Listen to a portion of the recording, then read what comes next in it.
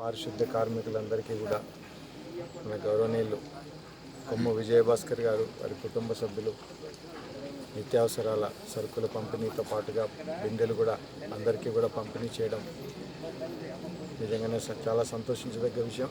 వారికి అందరి తరపున ధన్యవాదాలు తెలియజేస్తూ ఉన్నాం.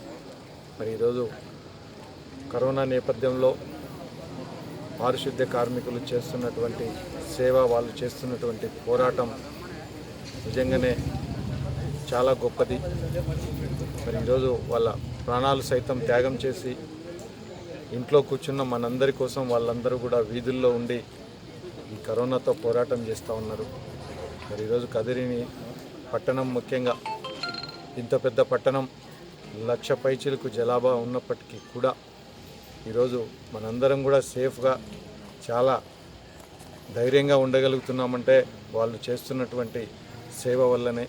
మరి ఈరోజు చాలా పకడ్బందీగా సోడియం హైపోక్లోరైట్ స్ప్రింక్లింగ్ లాంటి కార్యక్రమాలు అయితేనేమి, తర్వాత స్ప్రేయింగ్ కార్యక్రమాలు అయితేనేమి, అన్నీ కూడా కరోనా లాక్డౌన్ మొదలైన రోజు నుంచి కూడా చాలా చక్కగా జరుగుతూ ఉంది.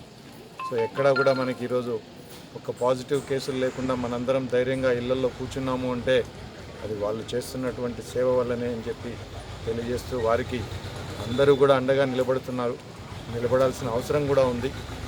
మరి అదేవిధంగా వారితో పాటు ఈరోజు ముందుండి పోరాటం చేస్తున్నటువంటి అధికారులు, ముఖ్యంగా మున్సిపాలిటీ వాళ్ళు అయితేనేమి, రెవెన్యూ వాళ్ళు అయితేనేమి, పోలీసు వాళ్ళు అయితేనేమి, మెడికల్ అండ్ హెల్త్కి సంబంధించిన వాళ్ళు అయితేనేమి, వాలంటీర్లు అయితేనేమి, సెక్రటరియట్ స్టాఫ్ అయితేనేమి, వీళ్ళందరూ కూడా చాలా చక్కగా పనిచేస్తూ ఎప్పటికెక్కడ సస్పెక్ట్లు ఎక్కడన్నా ఉంటే కూడా వాళ్ళని గుర్తుపట్టడం, వాళ్ళందరినీ కూడా క్వారంటైన్కి తరలించడం కార్యక్రమాలు చాలా చక్కగా జరుగుతూ ఉన్నాయి నియోజకవర్గంలో.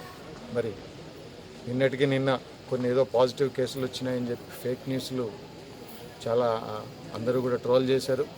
లేవు, ఈరోజు వరకు కూడా ఎక్కడ ఒక్క పాజిటివ్ కేసు కూడా మనకు నమోదు కాలేదు నియోజకవర్గంలో.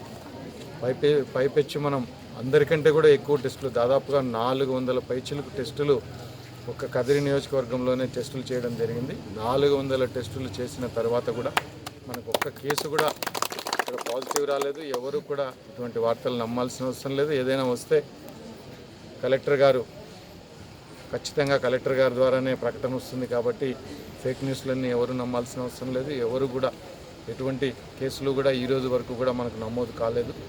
మరి అదేవిధంగా టెస్టులు కూడా నిరంతరం చేస్తూనే ఉన్నాం. ముఖ్యంగా హై రిస్క్ గ్రూపులు ఇప్పటికే పట్టణంలో ఉన్నటువంటి వైద్య సిబ్బందికి అందరికీ కూడా చేయడం జరిగింది. అందరికీ కూడా నెగిటివ్ వచ్చింది. అదేవిధంగా మెడికల్ షాపుల వాళ్ళకి సంబంధించినటువంటి వాళ్ళందరూ దాదాపుగా 50 మంది పైచిలకు, ఎందుకంటే నిత్యం వాళ్ళు చాలామంది పేషెంట్లకి మందులు డిస్ట్రిబ్యూట్ చేస్తూ ఉంటారు కాబట్టి హై రిస్క్ గ్రూప్లో ఉంటారు కాబట్టి వాళ్ళందరికీ కూడా టెస్టులు చేసాం.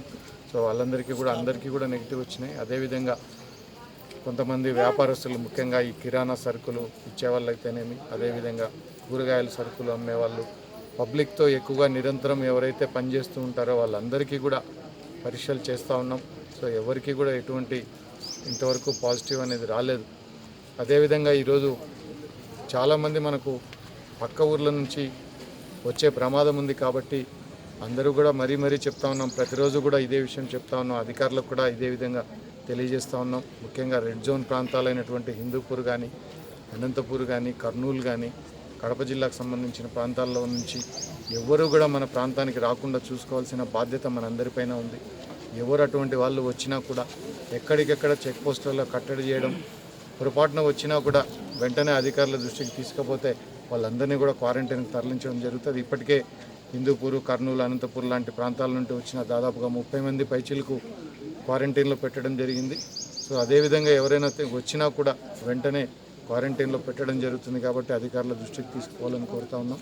మరి అదేవిధంగా అధికారులు కూడా మరికొన్ని రోజుల పాటు చాలా పకడ్బందీగా చెక్ పోస్టులన్నీ కూడా స్క్రీన్ చేసి ఊరంతా కూడా, ముఖ్యంగా కదిరి పట్టణాన్ని ఈరోజు లాక్ చేయాల్సినటువంటి అవసరం ఉంది. బయట వ్యక్తులు ఎవరు కూడా రాకుండా చూసుకుంటే, మరి కొన్ని రోజుల పాటు చూసుకుంటే ఇది చైన్ అనేది పూర్తిగా కట్ అయిపోయిందంటే మళ్ళీ మనం సేఫ్గా ఉంటాం. దానికి ప్రజలందరూ కూడా అధికారులకు సహకరించాలని చెప్పి విజ్ఞప్తి చేస్తూ ఉన్నాం. మరొక్కసారి పారిశుద్ధ్య కార్మికులందరికీ కూడా ధన్యవాదాలు తెలియజేస్తూ, వారికి ఈరోజు సరుకులు పంపిణీ చేసిన కొమ్ము భాస్కర్ గారికి ధన్యవాదాలు తెలియజేస్తున్నాం.